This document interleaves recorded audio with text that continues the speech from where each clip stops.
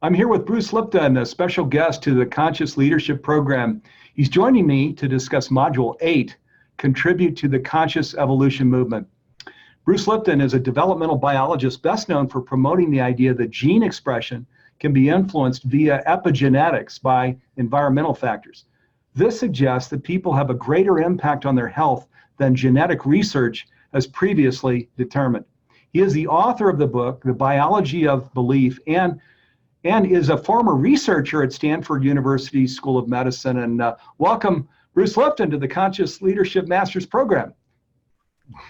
Steve, thank you so much for this wonderful opportunity to talk to this community, because we are in a very interesting situation, and the way out is actually community, bringing us all together to recognize collectively we are creating this world, and collectively we can change the way it's working and create something different. So being here with you and this community is, I hope, a little bit of a help to move us in that direction. Absolutely. And boy, you're pointing straight on in the direction of what this whole program is about. So thank you, Bruce. And I'm going to just jump right in because there's so much ground that we can cover here. And let me start just with the framing of this time that we live in, that we're confronting an existential crisis, correct? And how would you describe the challenge that we're up against globally right now? Well, globally, what we're recognizing is that human behavior is undermining the web of life. And when the web of life starts to collapse, guess what? We are part of that web of life. We've always had this vision somehow that we are separate from nature. It started in the Bible story of Genesis, where nature was created and then we were added on like an option on top. And so that separated us, and that gave us the vision, we have, we can dominate or control nature because we're separate from that. That was where that started.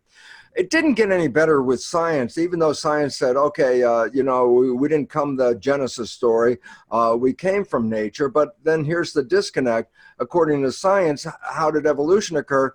A whole series of random accidental mutations took one species into another species, and that's how all the species arise. And I say, so what's the relevance? I say, so then tell me, is there any purpose for humans to be on this planet?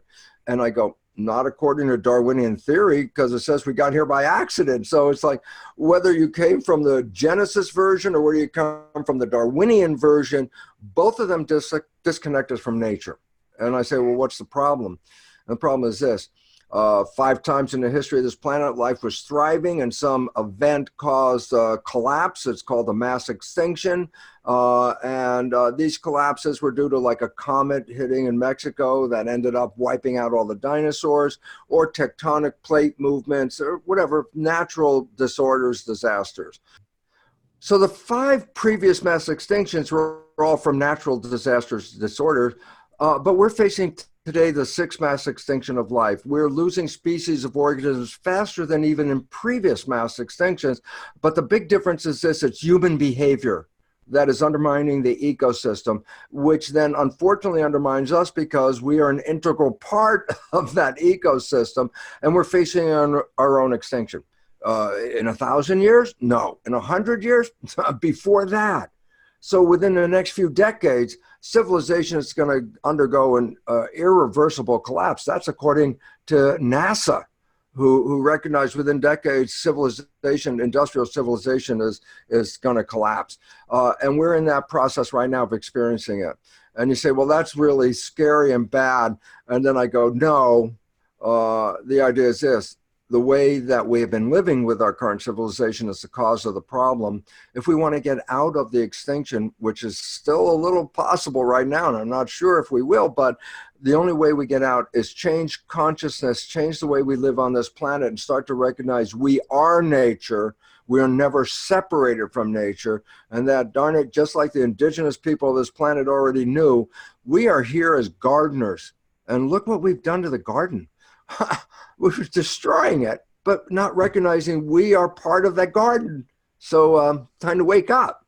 Boy, that's a perfect lead-in then to Bruce, where you and some of your partners, Greg Braden and Asim Harriman and others, have come in to enlighten understanding, because a part of this problem is this belief that we're all separate. And you share no, quantum physics and biology, actually the new science are sharing that that's not true at all. And when we clear up that understanding, that points us in the direction of how we can create healing on the planet, right? Yeah, because if we claim we're victims and we just sit down and watch all this fall apart and think, oh my God, I'm just a victim, not recognizing sitting down and watching it fall apart is the part of the problem in itself, that we are active agents of change. We didn't get here by accident. We got here through adaptation. And why should every organism be on this planet? We got millions of species. Why? And the answer is this: every organism was introduced into an environment to provide for balance. If one organism gets out of control, a new organism comes in to try to return it back to balance. And every new organism is more powerful in affecting that balance than any earlier one. Near the tree of life, the top of it supposedly are humans. I say, why is it relevant? Because recognize this: we came here to promote organisms to live in harmony with the world. We're destroying the harmony of that world. Then we are the monkey wrench in the machine at this moment. And we didn't get here to do that. We got here to tend the garden, as indigenous people have always told us. Indigenous people say, this is a garden, we're gardeners. But we have been just polluting the garden and let go of the indigenous beliefs. And it's time, no, we have mishandled the garden, and we're so powerful. And remember, every new organism is more powerful. Well, we're near the top. I say, what's the relevance? If we lean one way or we lean the other way, we change civilization. And we've been leaning the wrong way. And if we want civilization to move and have a future, then it's not the world that has to change, is we have to change, because we have to stop polluting and killing the garden and start being the gardeners and cultivate something better. So beautiful, Bruce, and of course your work and humanities team and many people, leaders, and organizations around the world are focused on planetary healing. The science here, of course you're a biologist, but the quantum physics and the biology. Can you just briefly bring in how the new science is sharing that we're all deeply interconnected, interrelated, and interdependent, and because that's a part of how awakening oneness is a part of how we walk out of this mess, isn't it? There's an illusion that we've been living in a Newtonian universe, which breaks the universe into two realms: a physical material realm and an invisible energy realm. And in the physical realm, there's another illusion that is like, well, when two things are physical, you separate them, they're independent objects of each other and not connected. Well, that vision is completely incorrect according to quantum physics, which is the most valid science on planet Earth. There's no science with more truth in it than quantum physics. I say, what's the relevance of that? And the relevance is very simply this, is that the primary principle of quantum physics is that consciousness is creating the experiences of our world. I go, this is not a suggestion. This is not new age. This is fundamental physics. I say, why is it relevant? Change consciousness and you can change the world in which we're living. So the Newtonian physics idea of separation is old age, past illusion, because quantum physics says everything is energy, and that what you look at as matter is an illusion of light, actually. Photons hitting energy bodies and then being reflected back. You're not seeing my body, you're seeing the light being bounced off the surface and coming back. Bodies are energy.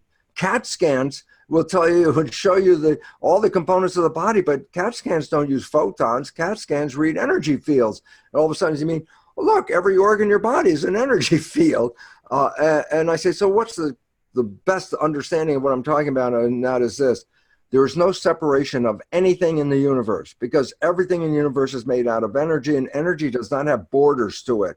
So we are integrated. You might see yourself separate from the person next to you, but that's an illusion again. We're all entangled. That's the quantum physics term. All of our energies come together. So basically it says this: what does quantum physics say? The experiences that we have are from consciousness. Well, then I look, I said, well, why do we have such problem on this planet? And the fact is, when we collectively share a belief and large numbers of people have the exact same consciousness, think about it this way. Our thoughts are like a tuning fork. They send a vibration out into the world. The idea that consciousness is creating a world is indeed the principle of quantum physics, but we always think our consciousness is kept inside our head. I can read your consciousness by putting wires on your head. It's called the electroencephalograph, EEG, and I could read your brain function inside your head, and we thought, okay, that's going on in here. A new device is called magnetoencephalograph, MEG. I say, what's relevant? The probe that reads the brain is not even touching the body. It's out here. What is the meaning? Your thoughts are not contained in your head. They're broadcast into the field. And if large numbers of people share the same thought, the amplitude or the power given to that thought is what creates the world in which we live. So when we look at the problems of the world, it's a result of a lot of us having the belief that we're just victims of the world, programmed to give up our power, and then we stop living in harmony because we're just an independent element, we think, and who are we? And it's like, no, collectively, we are manifesting this world. And so the relevance is this. You want to change the world, then we are the elements of change. We have to change consciousness because consciousness, as physics says, is manifesting this. And if this isn't working right, don't go out and change the world. First, change the consciousness, because this is what we are creating. And when people step outside of the conventional belief system and have another consciousness, guess what? They can live in the same world where all the crazy people are and yet still have heaven on earth experiences for themselves, as long as they try and disconnect from the volume of bad consciousness that is shaping the world. And yet we're still influenced by it. So evolution, well, I can change myself personally, but to change the world, we need a larger number of people to have a different vision of the world. We need more people with a shared consciousness of health, harmony, happiness, because if we're all going to be broadcasting that, the more people that are broadcasting that, the more powerful is the vision, and the more powerful that vision, which field is, and field shapes matter, then the more powerful vision that we collectively send out, the more we change, not by changing the outside, but by changing consciousness. So Bruce, the Dalai Lama shares that we must cultivate mindfulness, selflessness, and compassion. And I've read your book, The Honeymoon Effect, which brings in the whole aspect of, okay, we've got to really, we're the owner of our own consciousness. We've got to do some work here. Do you want to just talk a little bit about this? Yeah, because what we really have to understand is this, is that as the Dalai Lama says, we have to cultivate mindfulness. I say, what is mindfulness? I say, well, you know, the creation we've been talking about that's not been in harmony is not coming from your spiritual conscious mind. That's where you are as a unique individual, the conscious mind. And the conscious mind is very creative, and that's how come humans are different than lower animals. We can have an idea, let's go to the moon, and with creativity, we build a rocket ship. Okay, so consciousness is really the thing that can create the world that we want. But unfortunately, consciousness as the control in our life is only working about 5% of the time, because consciousness is either looking out at the world and adjusting our biology to live in the world, or consciousness is thinking. I say, oh, the difference is this. When I'm looking out at the world, I'm participating in the world with my conscious mind.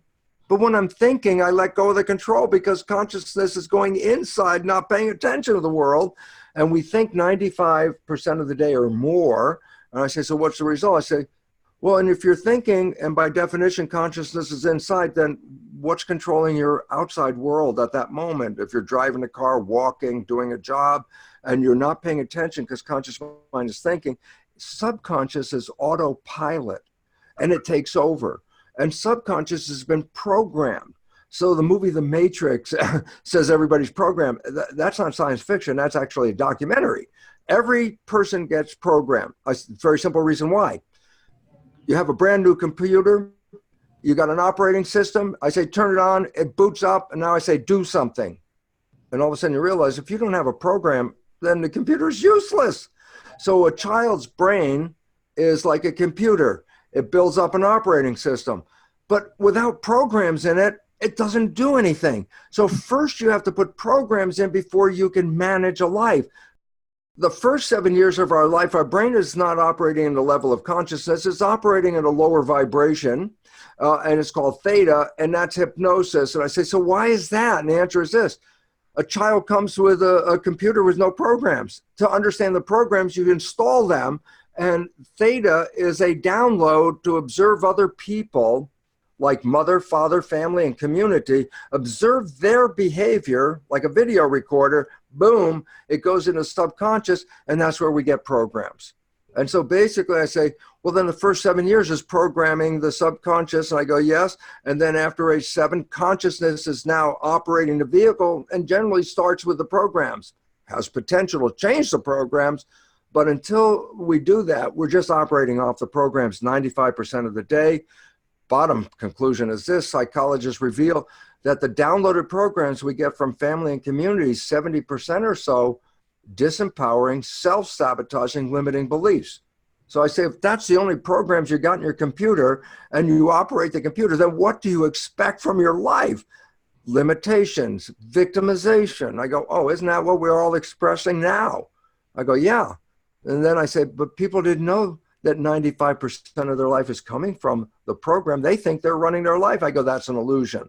You only run your life 5% of the time with the conscious mind. So the Matrix movie, everybody got programmed, documentary, but the beautiful part about Matrix movie is you can take a red pill, and if you take that red pill, you get out of the program.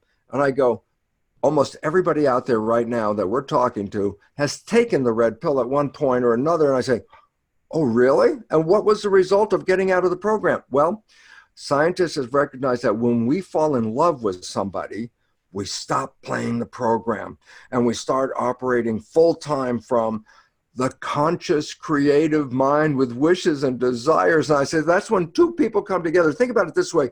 Your life is blah, blah, blah, blah, blah. And then you meet somebody, you fall in love. 24 hours later, it's like, well, life is so beautiful. Oh my God, it's heaven on earth. Everything is wonderful. I go, your whole life was miserable, and in 24 hours after meeting a person, you have heaven on earth, honeymoon?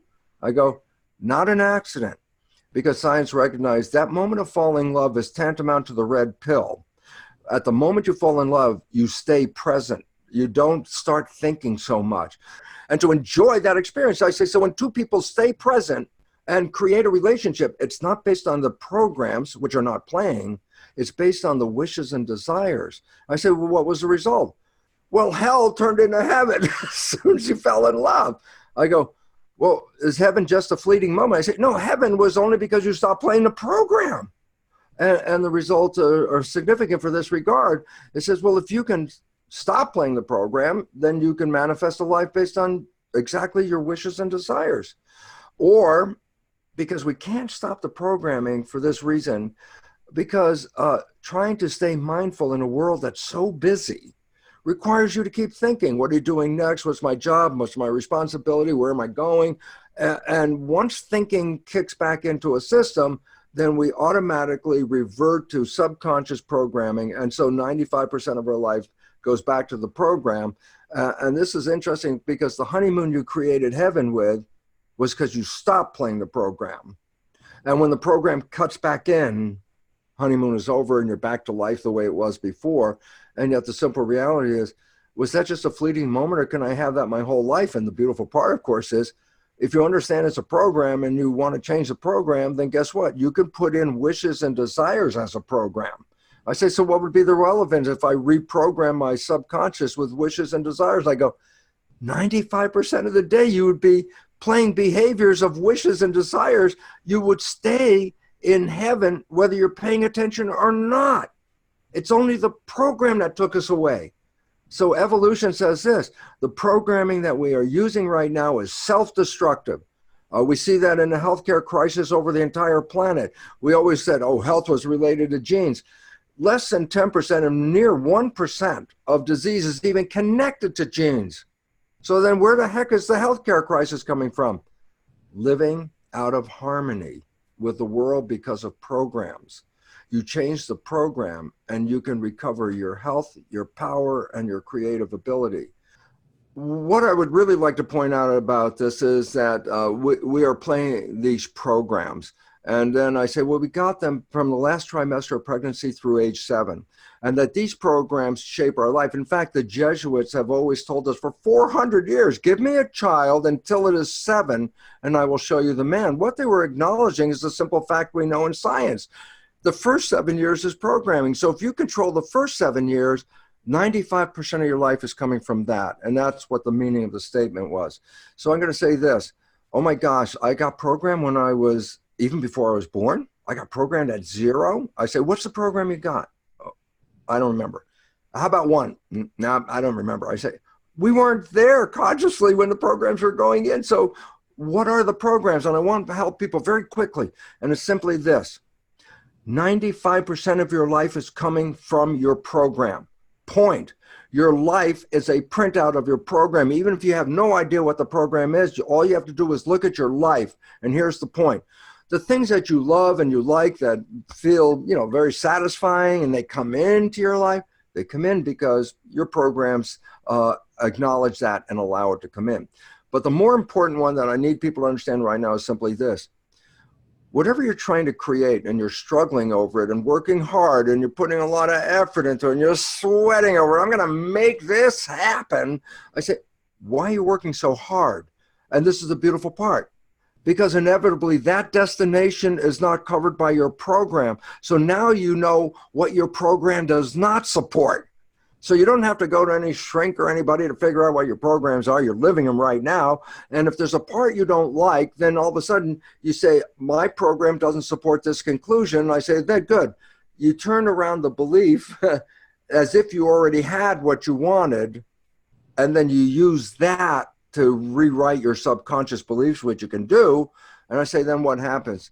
I say, then when you rewrite your programs, you are controlling the character effect every day of your life for as long as you live on this planet. In other words, heaven is not dying and going somewhere. Heaven is fixing the program and manifesting it here right now. So the only limitations we have are not the universe traumatizing us. It's our collective consciousness that has disempowered us.